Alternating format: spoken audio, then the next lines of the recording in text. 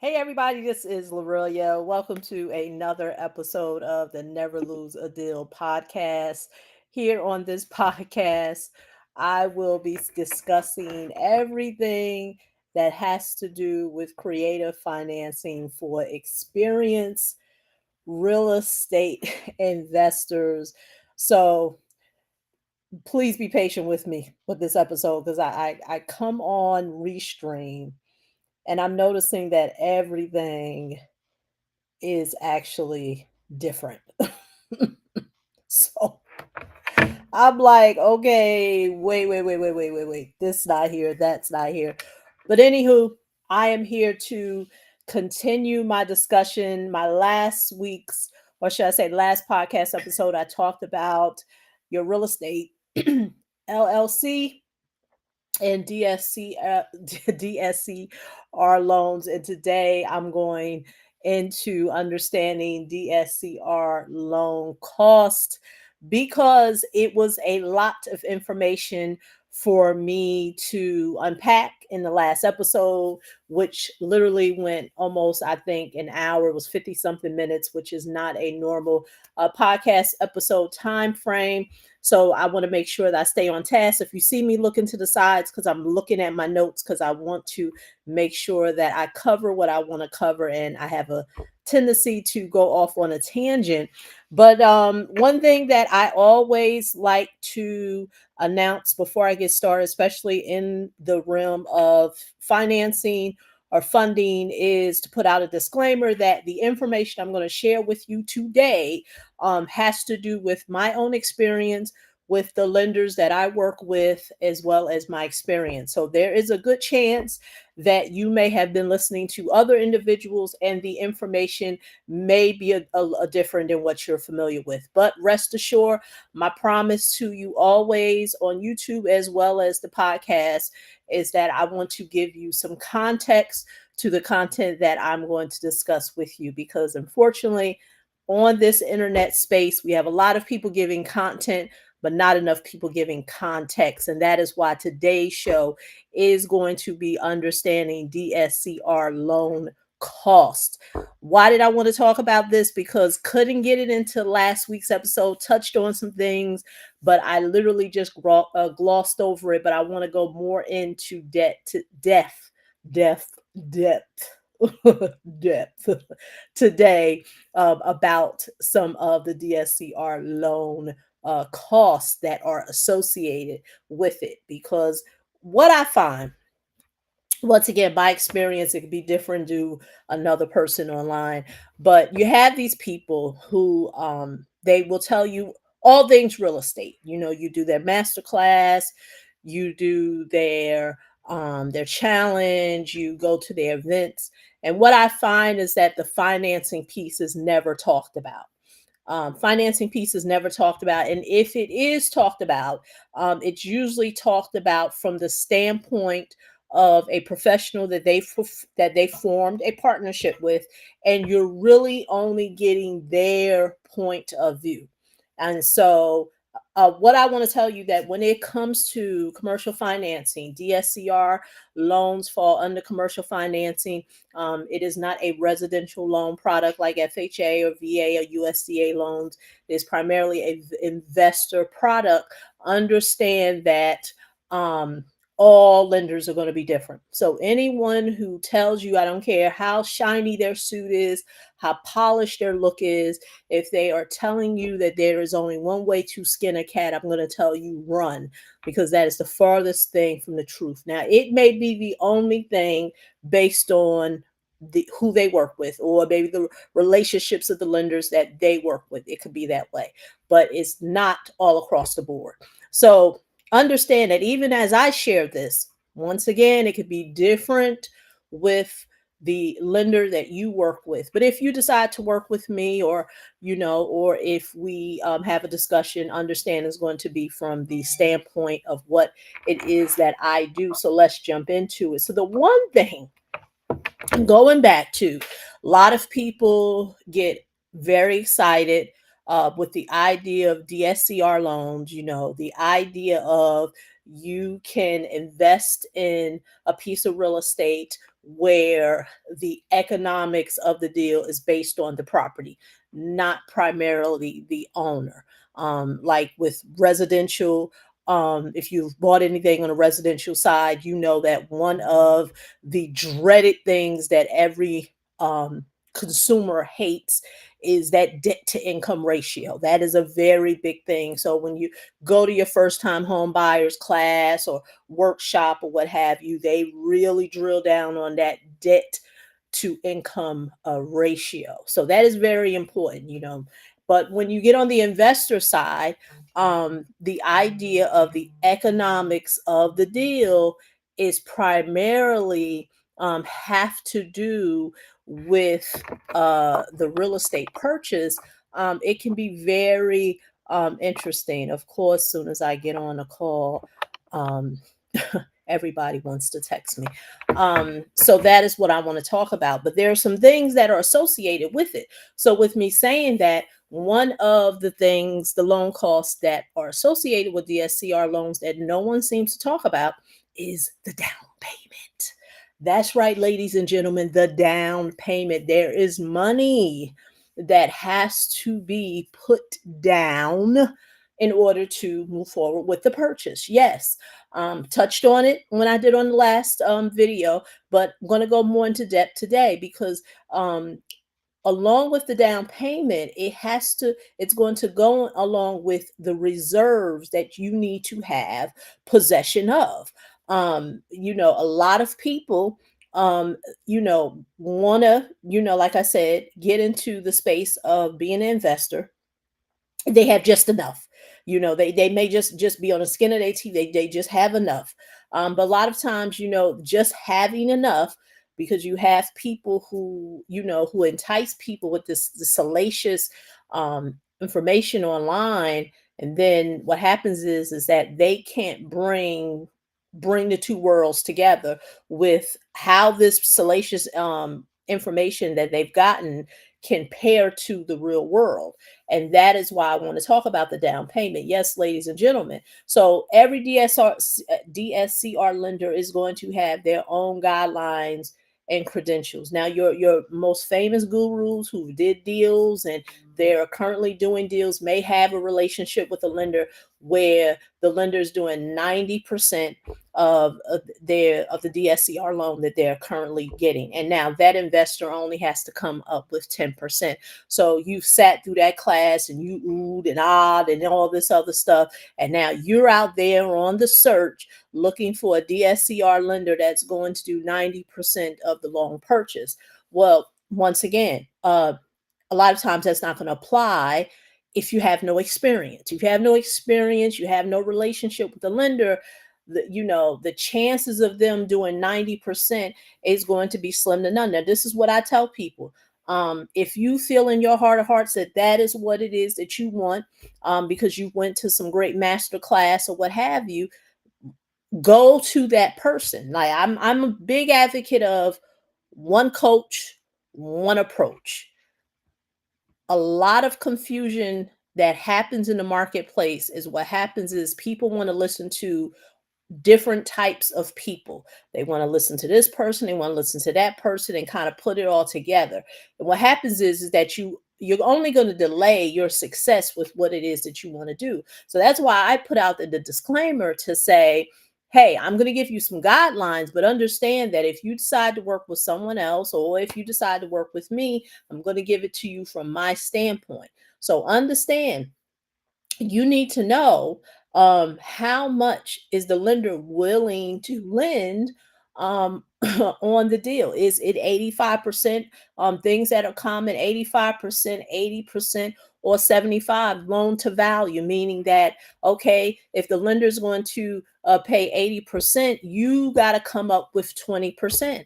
So easy numbers, you're looking at an investment property of 100K. Yes, you got to come up with the 20,000. Now let's talk about the reserves. Yes, a lot of lenders like to see that you have some reserves in the account. Going back to what I said, You just don't want to just have enough.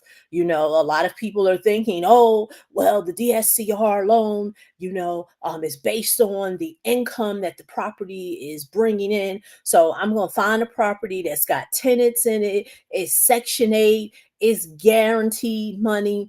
And so, and then when I do my calculation, the income is higher than the expenses, and voila.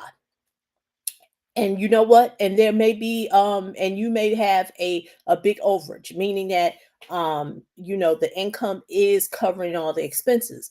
But the DSCR lender is looking for you to have some reserves. They're looking for you to at least have 3 months or 6 months of payments set aside to be able to pay on the loan. So you can't just have the idea of, let me just get enough to get the loan, and the rents that I get from the actual investment property is going to pay for my mortgage loan. Now, that's not going to work. As much as it sounds good in the master class, and the challenge, real world don't work like that. Lenders want to see that you have at least 3 to 6 months of cash reserves sitting in there. So understand, I put those two together: down payment and reserves. Yes, you have to have money in the deal. This is not FHA where you're just going to put 3%, but for some people that may work. But we all know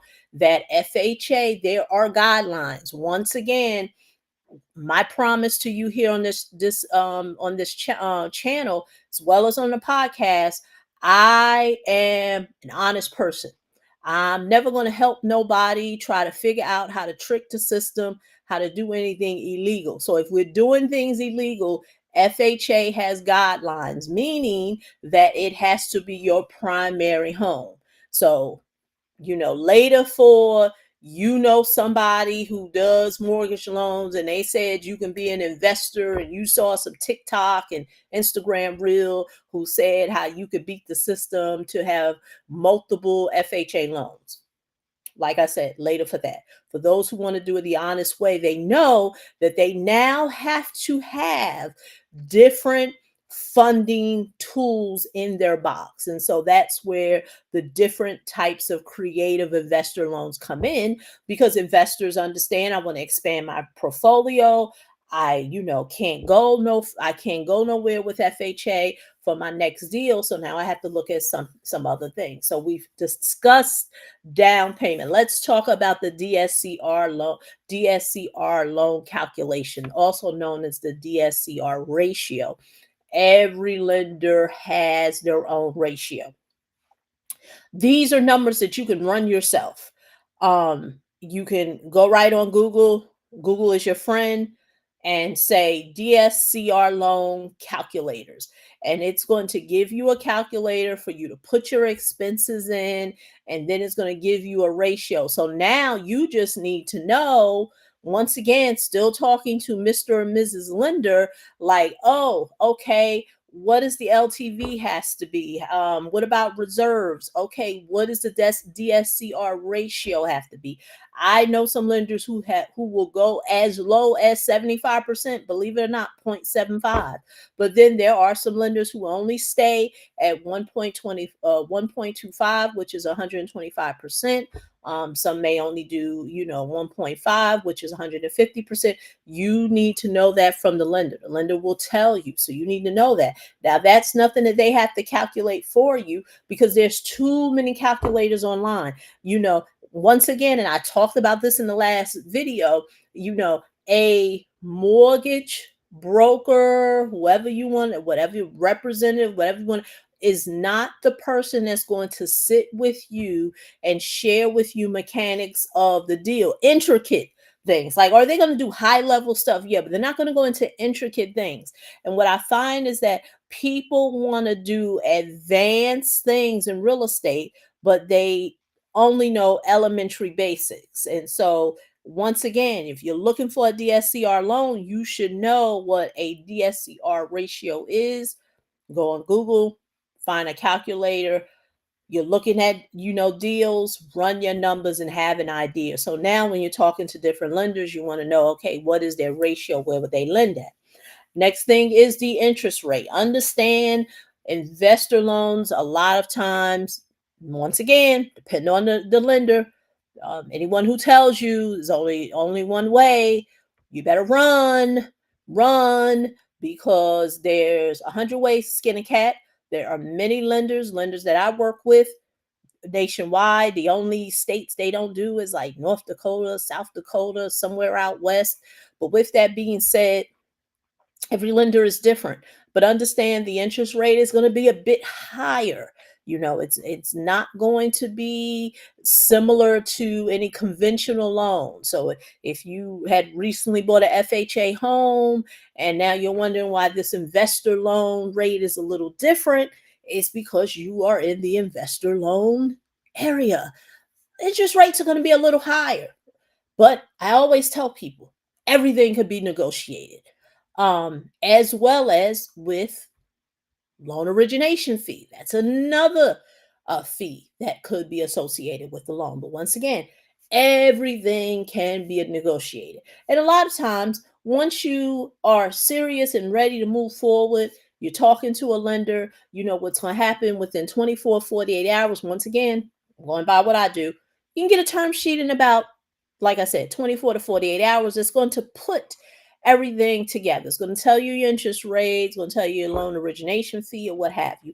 Everybody is different. So beware of, the guru that you may work with online who says, hey, I'm getting this interest rate, because a lot of factors are taken into account with coming with that. Every lender is going to have their own credit risk scoring models. And they're going to take a whole bunch of things into an account. I don't even know, because I'm not on that side of it. But they're going to have their own credit score risk model. They're going to look at, oh yeah, they'll look at your credit. It's not a bearing on you getting a loan, but they're going to look at it. They're going to look at experience. They're going to look at the type of deal you're looking at. They're going to look at a lot of things to come up with their calculation of how they come up with the interest rate. So once again, every lender is different. You talk to 3 different lenders, you're probably going to get 3 different interest rates with, loan origination fees. Maybe one don't do any, maybe one do 1.5%, maybe another do 2. I recently was talking to someone and told them that I'd be willing to beat their interest rate, and it was I was able to beat it. They were quoted 9 something percent interest rate. Loan origination fees was 3%. I said, hey, can I beat it? And if you give me the business, I bet you I can beat that. And I was able to do it. So understand that is another cost. I talked about reserves with that. Talked about loan origination fee, interest rate, put those together. Prepayment penalty. That's something associated with the loan, because one thing that I like to do is to talk to a client about what is the vision that you have for this particular investment property. Most people, they understand that real estate is a long-term play. But what we also don't know is we don't know what's in the future. We do not know what interest rates are going to be in the next 6 months. But what we do know that a new president, this is not a political, rant. Don't care who you're voting for, whether you vote one way or another way. We do know that environments of the economic cycle is going to change. And we don't know what that could be. That could be interest rates can go down, they could possibly go up, but that is where the prepayment penalty comes in, because in the event if interest rates are where they at now, between 7 to 8%, and some way other than 6 months we get all the way down to 4%, of course a person is going to want to refinance. They're going to want that lower rate. Well, that's where the prepayment penalty is going to come in, because you need to know when talking to the lender is that if there's a prepayment penalty, what would that fee be? And a lot of times, you may get the chance to choose between 1 to 2 years. The once again, if you choose that, your actual interest rate could be higher. For a person who may choose 5 years. And keep in mind, there are some states, once again, working with lenders who are nationwide, there are some states who, even with investor loans, legally they can't you can't give them a prepayment penalty. So for those who are listening and saying, hey, I live in the state and it's not even, you can't even put a prepayment penalty on the loan, then of course that's a different exception. But I'm just going to use the state that I'm at, up in the Northeast of New Jersey. Prepayment penalties are something that can be tied to the loan, so you want to be able to have that conversation with your DSCR lender, or representative, about the prepayment penalty. Another thing is the appraisal fee. A lot of times, especially here on the internet, we think we're going to just run rampant and just get term sheets or whatever. But who's serious and who's curious when it's time to do that appraisal, because that appraisal is a fee that you have to pay. And a lot of times, at least with the lenders I work with, they want that paid up front. So that could range, different lenders, but understand it's a fee. Could be $4.95, could be $5.95. At the end of the day, depending on the lender, but that's something you have to pay as the investor. So that's not nothing to like, oh, well, I'll pay it at the end and just put it on the HUD. No, like I said, it eliminates the curious from the serious. And there, my friends, I think I'm not even sure how many minutes. It used to have it here on on this platform or Restream, but I don't even have it. So I don't even know how many minutes I'm in, but there you have it. Let me break those down to you in no particular order, but I know I discussed them because I'm looking at this paper. I talked about down payment and reserve cost that are associated with the DSCR loan. I talked about the DSCR calculation, also known as the ratio. Important thing to know, because every lender has their own ratio. We talked about interest rate and origination fee. Don't know if I said that, but we talked about that, talked about those the same time. Like, once again, every lender has their own interest rate they're going to give you because they have their own credit risk model. Talked about prepayment penalty, could apply to you if you live in a particular state where prepayment penalties can be tied to the loan. And of course, the appraisal fee. So there you have it in no particular order. But these are some of the main costs that are associated with DSCR loans that a lot of times you may not have been told that if you have been to some type of master class online. And like I said, there are other intricate costs that are along with it. But like I said, I want to give context to the content that I talk about, because it is easy for people to, especially here on the internet, who want to talk about a thing but don't really do it. And then what happens is that it leaves the user on the other side a bit confused because the person can't really give you any context. They're just kind of taking things from what they heard. And then when you try to add some real life situations to it, they can't really give you that. And that is my goal here on this channel. So once again, like I said, for the next couple of podcast episodes, I'll be going really deep on asset-based lending. Right now, talking about DSCR loans. If you enjoy what I was talking about today, please leave me a comment on YouTube, rate and give me some feedback on the podcast. We're on all podcast platforms, not sure where you may be listening to this at. And then also, if you had some questions, all my links will be below this video. I also have my Calendly link where somebody that who is on my team will be able to schedule a call and ask any general questions that you have when it comes to your next real estate investment purchase that you want to do with a DSCR loan. So once again, this is Lorillia of the Never Lose a Deal podcast. I will see you in the next video. Until the next time, have a great week. Bye-bye.